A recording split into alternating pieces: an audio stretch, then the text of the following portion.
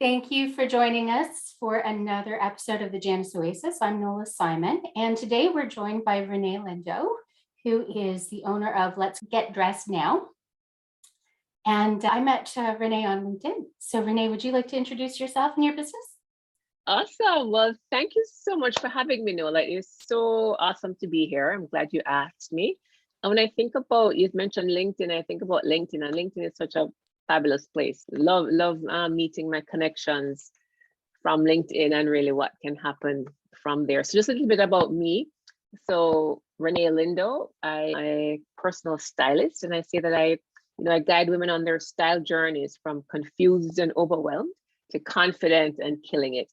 Because when we really understand how to leverage our style and use style as a tool, it really allows us to be more open to opportunities and to attract those opportunities that we really want. And aligning our style with our personal brand is really what I help women to do.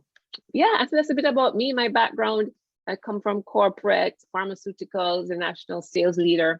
And I just knew that I loved it. I was very successful, but it just got to a point where I just wanted to play bigger and do more. And I knew that when I looked good, when I was dressed well, when I put myself together, it really changed my mindset. It changed what I was available for. It changed what I wanted to put myself forward for, put my hand up for. So I really felt more confident. And I said, if I could help women to also do that, this is what I wanted to spend my time doing. It's one thing to climb and you spend a lot of your years in your career, building a career, climbing to the top of your mountain. And one day I looked around and I'm like, oh my goodness, I'm at the top of my mountain, but yikes, this is the wrong mountain. This is not where, this is not really where I think I want to spend the rest of my time. Yes, I've spent years reaching to the top here, but I think I want to be over there. And so I decided to step away from corporate about 3 years ago and launched my business, Let's Get Dressed Now. And so I help clients one-on-one from their closets to building up professional wardrobes to working with corporate clients as well, helping them with their employees. I'm actually getting chills while you speak because I understand the impact of that so much because I'm on sabbatical right now. I was restructured back in November of 2020. And one thing that I really struggled with was, how do I dress? Like I get up in the morning and I'm like, I don't have a dress code anymore. What do I do? Yes. I didn't own a pair of jeans.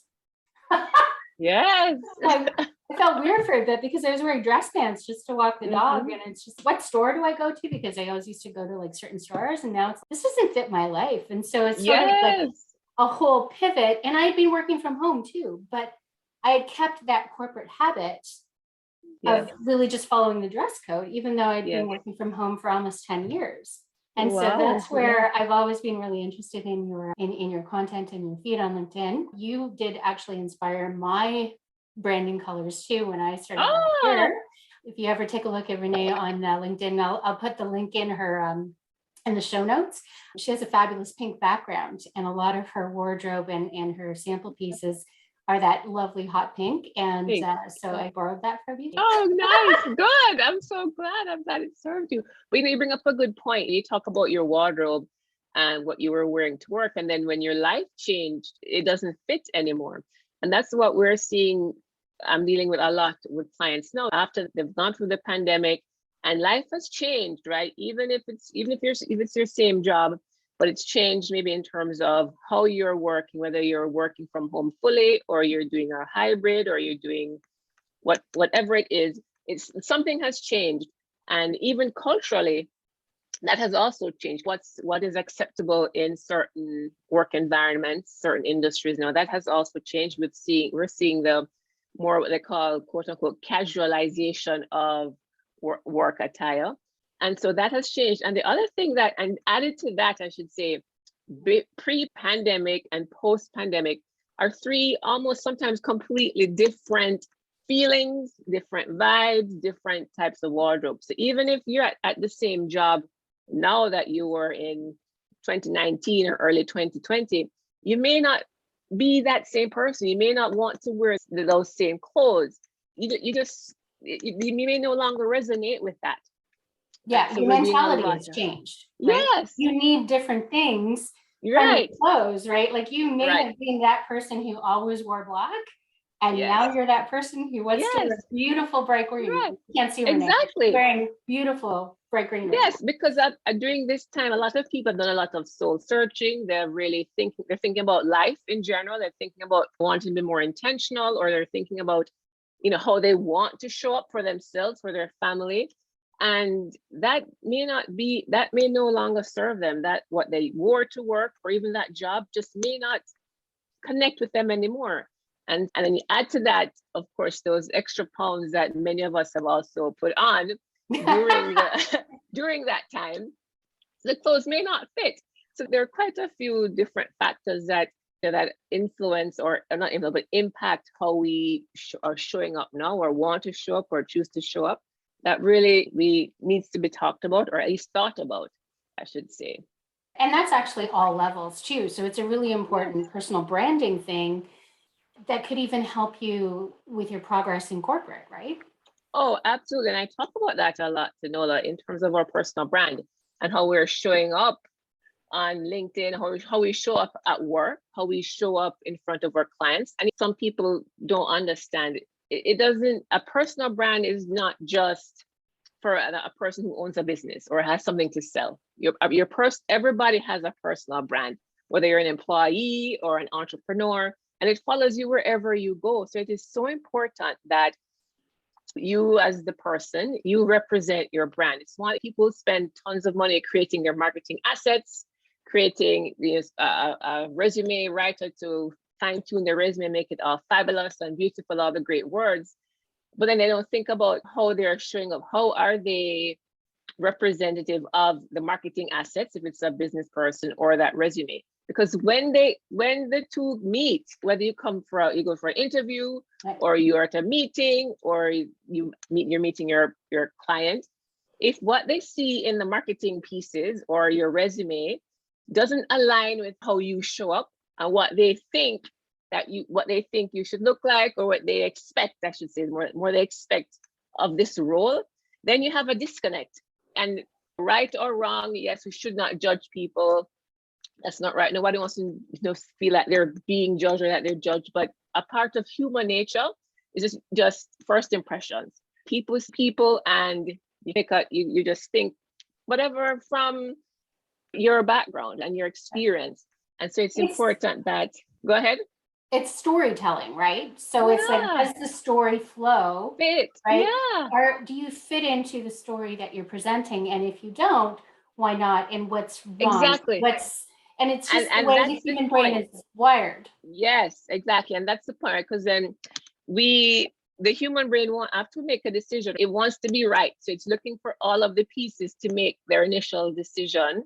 And this is that point you made about story is so true, because we are telling a story in our clothes. Our clothes tell our story. It's the way that we communicate. It is how we say who we are, how we introduce ourselves to the world. And so it's a two-way street. It's also how they receive us. And I always tell my clients that we control the narrative. We can control how we show up. We can control how we are seen. So let's do that. And then let's not allow someone else to tell our story. Yeah. Because if someone else tells our story, then it may not be the story that you want to be told. And if you're wearing a piece of clothing, actually, somebody told me the other day they had gone for an interview in a borrowed suit that didn't fit, and it just really collapsed her energy. And she felt uncomfortable the entire time, and she didn't end up presenting well. Absolutely. Because the clothes weren't really hers. That is such a big point. I talk about energy a lot. And when you're not feeling your best, when you're not feeling like you look great and you're on and you're like, yes, it saps your energy, and you're not able to show up really showcasing your mood, your vibe, everything that you can offer. It just changes. And let me tell you, it's not just me saying so.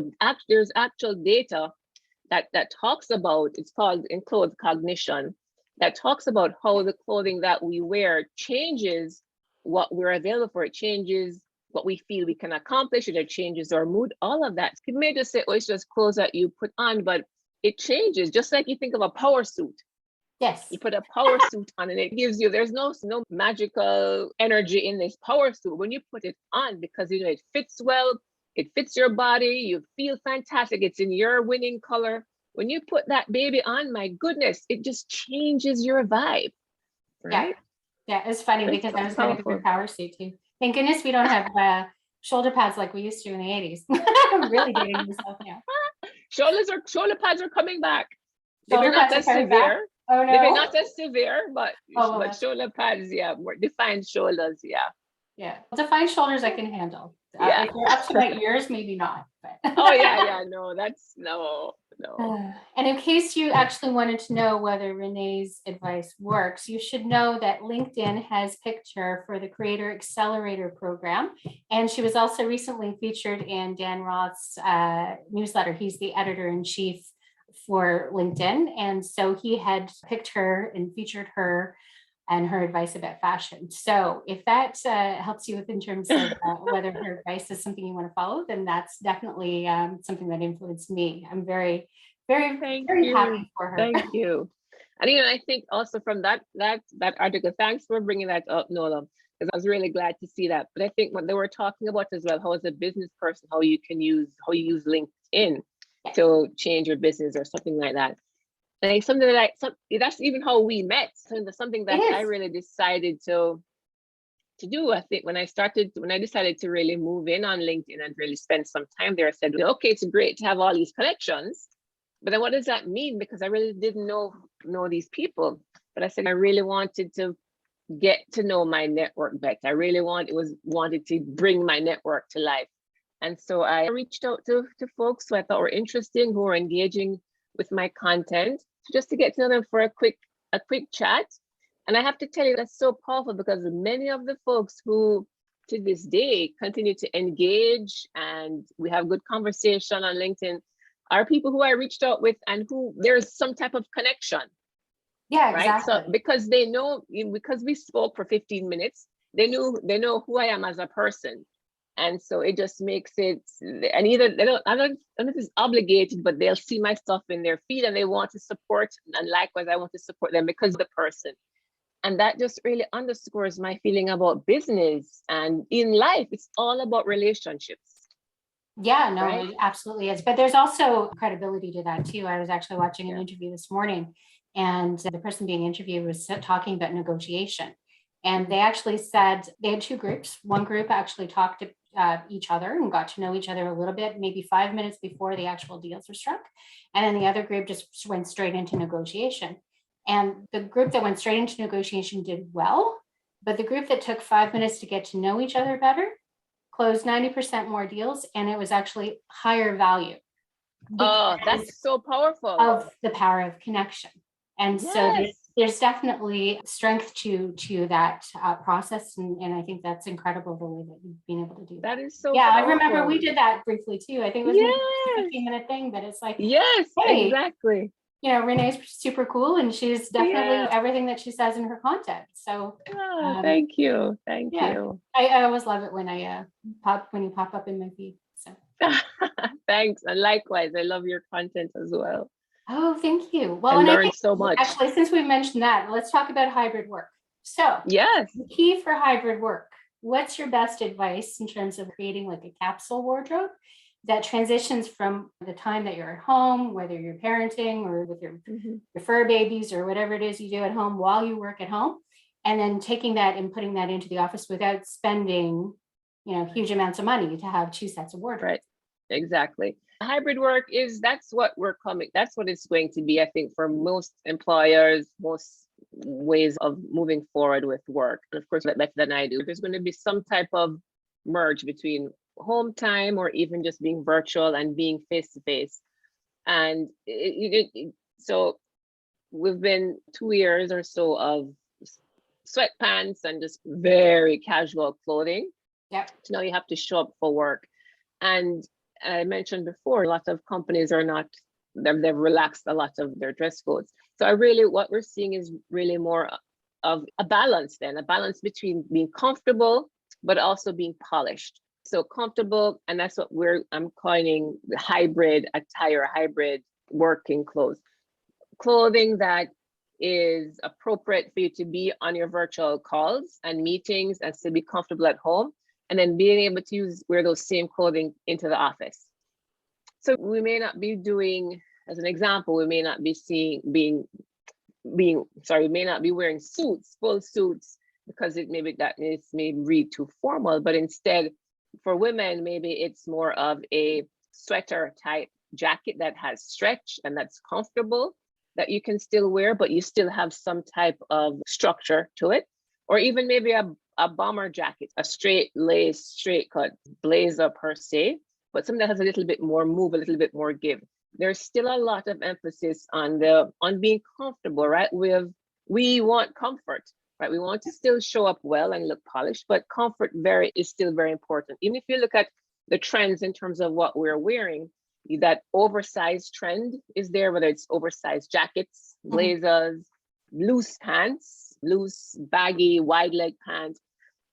So those lean to being more comfortable. And of course, that's going to translate into the office and into the wardrobe. And retailers really are answering us and really creating clothing that has stretch. So that's one good thing about hybrid. I really encourage you to look for pieces that have stretch. They're going to move, that are going to stretch with you as you go about your day. If your pieces that don't have stretch just tend to be more confining and not as comfortable, and people don't want to really be hanging out in that all day. But pieces that have stretch, that are of great materials, fabrics that are going to breathe with you, and looser cuts, not things that aren't fitted. Sweater dresses are very popular right now, and those are great for work as well. Put them on with some knee-high boots. Maybe you wear a longer oversized blazer or jacket. If that's too boxy, add a belt. So you're still allowing your personality to come through. You're still comfortable in that sweater dress or that knit fabric. And then you still have some formality if that's what you want, with a blazer on top. Or if not a blazer, maybe a sweater, a cardigan. So you still have that stretch. Right. So there are tons of things, clothing that we can wear to really allow our personality to come through, allows us to be comfortable, but yet still polished in the office. And are you seeing people mixing like high and low? My kids are very focused on thrifting and making sure that they're not contributing to environmental problems by engaging in too much fast fashion.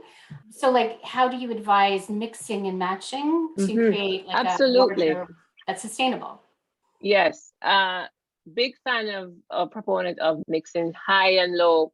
I always recommend that for a functional wardrobe, you really want probably about 80% of your wardrobe to be classic, timeless pieces that you're going to wear for a long time. So pieces, and how do you determine what those are? Those are pieces that fit your personality. They fit your life. There's no use if your industry is very casual for you to be investing in suits, full suits. It's really being intentional is my big word. Think about your lifestyle and the pieces that are going to support your lifestyle. So in terms of mixing, 80% should be pieces that 80% of your wardrobe should be functional, that can take you through whether you have a meeting to go to, you're working from home, that type of thing, more structured. And then maybe 20% can be stuff that are quote unquote trends or more current, just to add a little bit of excitement to your wardrobe, or just to feel a little bit more like you're in fashion or in style or on trend. But your entire wardrobe shouldn't be that, because then you'll be constantly rebuying. Right? Because trends move, trends change every few months. So you don't build a sustainable wardrobe investing in that, but you can have a base wardrobe of great basics, great turtlenecks or layering tops, great pants in fabric that's gonna breathe and stretch with you. Maybe not maybe blazer, but maybe just over piece, whether it's a vest or a jacket or a cardigan. So great basics, and then you can add in maybe that funky scarf, add in maybe a bright color that maybe is trending now and maybe that you don't like all the time. And accessories are really shining right now. Accessories are always shining, are always in. You're asking us styles, but accessories are great because they change the mood. You can communicate your personality. If you love animal print but you're in a conservative environment, you may not be able to wear an animal print blazer or animal print, maybe a blouse may be too much, but if you added a scarf, or if maybe your shoe is an animal print shoe, maybe, or a belt, maybe you could get away with something like that. But I really think invest in quality pieces for the majority of your wardrobe. And you talked about fast fashion, or sorry, of being, yeah, you did talk about fast fashion. But there are places like H&M and Zara that are notoriously, we know as fast fashion, they're starting to be more conscious and really invest and think about how they're manufacturing and the types of pieces that they're manufacturing. And even though, so they have those lines within the umbrella of Zara, H&M, but even if it was outside of those lines, part of fast fashion is that it's so cheap that the people are buying trends. So they throw them out and they're constantly rebuying. But I've been able to work with clients, and even myself, and when I find pieces at quote unquote fast fashion retailers, but if it's a piece that works well for my body shape, piece that I love, a piece that matches my personality, I'm going to get a lot of wear out of that. So when I invest in that, I'll bring it for a long time. I have pieces in my closet now from both Zara and H&M that I've had for years. But and then also sometimes the fabrication is not great. So I'm not saying to invest in that, but they have really improved in a lot of their pieces in the quality of the fabrics that they're using. So I just encourage you to really look at the pieces, look at how they're made, look at the fabric. And if it's a style that fits your body that you love, you're going to wear it, right? And don't buy into, okay, something is on trend, everybody's wearing this, I need to get one. No, if it doesn't suit your lifestyle, as you talked about, Noel, if it doesn't suit your lifestyle, if you don't really love it, then you're not going to wear it much. It's a waste. So I really think we need to think about that and be intentional with our shopping. Yeah, no, it does nobody good, any good, except maybe my kids, if it lives in my closet. My experiments, I could be noticing are ending up on my kids. And talking about shopping, I always recommend people start shopping in their closet first before they head out to shop and buy new stuff. Go through their closet, start shopping in their closet, because there's so many gems that I uncover in people's closets that hidden underneath the layers and layers of stuff that we keep buying and putting on top, that we forget that we have some great pieces. But it's really that important first step to get rid of what no longer serves you, what doesn't fit, what no longer suits your lifestyle. Get rid of that stuff and really hone in on what you love and what fits you now. That's the other thing. We're not creating closets of, I'm going to lose those 10 pounds. We're not doing that, right? We're gonna, if you really love it, maybe put it somewhere else and you give yourself a time frame. Okay, if I haven't lost this weight in X amount of time, then I'm going to gift it, because it's really important. The other thing is really important to really embrace the bodies that we have now. Yeah. Really important for us to live in the present and not constantly be waiting to get to a certain size before we live life. No, we're living now. That's even like an engagement thing that you can do. If you have friends, like have party and like exchange those do a clothes that are amazing.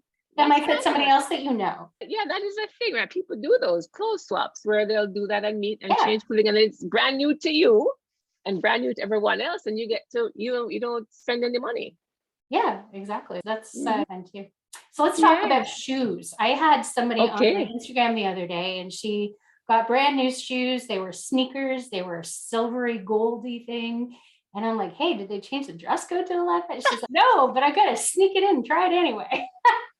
So tell me what about shoes is happening? Like, what are you seeing with that? Because people who are craving like the high-end, pretty high heel shoes, and they're just biding their time until they have an excuse to wear them.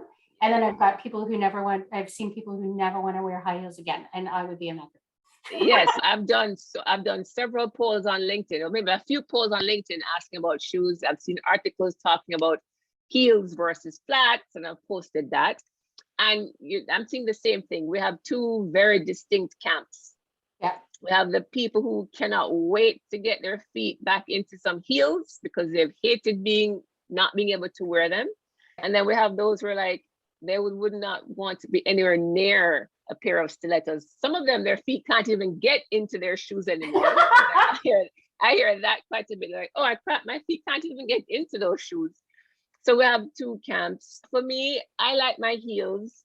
So I do both. I can't wear high heels that have plantar fasciitis, so I do other things. I love my sneaks and my flats as well. But I just think there's a, for me and for most people I work with, I just think there's a time and an occasion then, and an appropriateness. If you're dressed up going to a wedding or going somewhere, I just find a heel maybe more, it may fit your outfit nice. So sure, there are flats that are cute as well, but just depending on your outfit, it may call for a heel. Right. You know, what we're seeing now, I guess now wintertime in North America, we're seeing boots with these very thick soles, lug soles.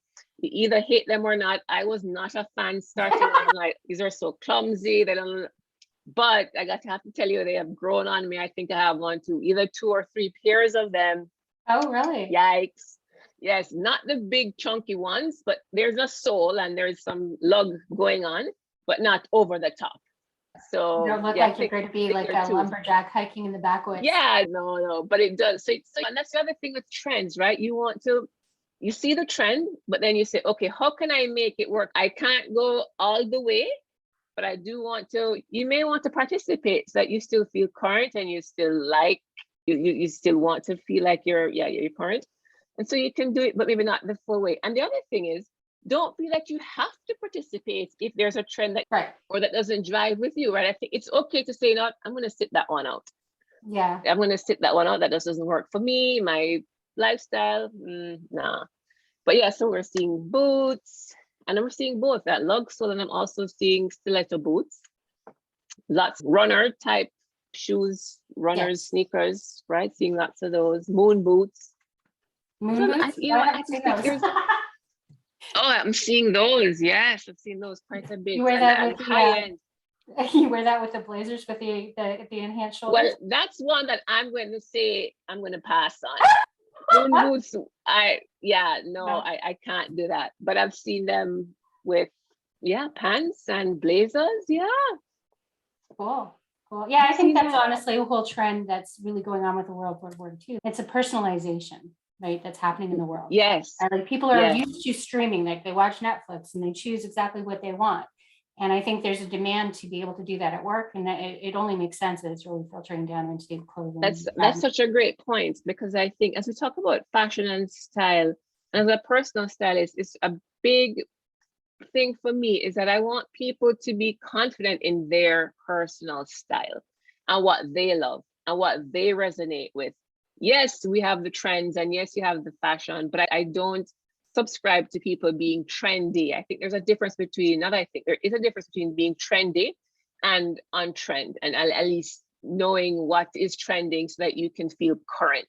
There is a difference. Trendy, it fly by night, it comes and goes, those are trends. But when you know what the trends are and you're able to apply it to your lifestyle and what you love, that's different. That's just more about you being current, right? We don't want to show up looking dated, especially in the workplace, because people associate you, if you have a dated attire, they associate your skills with also being dated. They figure that, oh, she's not up to date with her skills either. So they'll put you in that same basket if you don't look like you're on trend. Yeah. Not on trend, but if you don't look like you're human nature, right? Yeah. I think it's a bias that people have to counter. Why not make it easy for them to avoid? Make it easy. Exactly. Yeah. That's great. Yeah. And I'm not saying that you need to go out and buy the latest and greatest trends, but you can still look current with your pieces, because remember, if you're investing in timeless pieces, right, you're going to look current because they're timeless. Yeah, exactly. Very cool. I have loved chatting with you about this fashion thing. I'm interested in fashion, and I know the power of it. And so that's why I wanted to have you on here, because I think people, they may not be able to control everything that's going on in their world. There's lots of changes, lots of mandates, but you can pick out a piece that's going to make you feel good, and that pop of color is going to remind you of a good feeling, and then you just embrace what it is you can't control. And I thought that what you're doing and how you're helping people empower themselves that way is just such a important topic. Thank you. And on that, in terms of control, especially when we talk about working from home now, And boundaries is a big thing, right? Yes. And being able to set our boundaries and being able to work within boundaries are important. I tell my clients, I say, hey, use your clothing as boundary setters. When you're ready for work, you put on your working clothes. And so you're in the mindset. And of course, we know that from, again, data, when you get dressed for work, you're in the mindset of work. And then when work is over, you take off those work clothes and you put on your home clothes, your comfy clothes, your gym clothes. So it's a trigger, it's a switch in your brain that tells your brain that, okay, I'm off.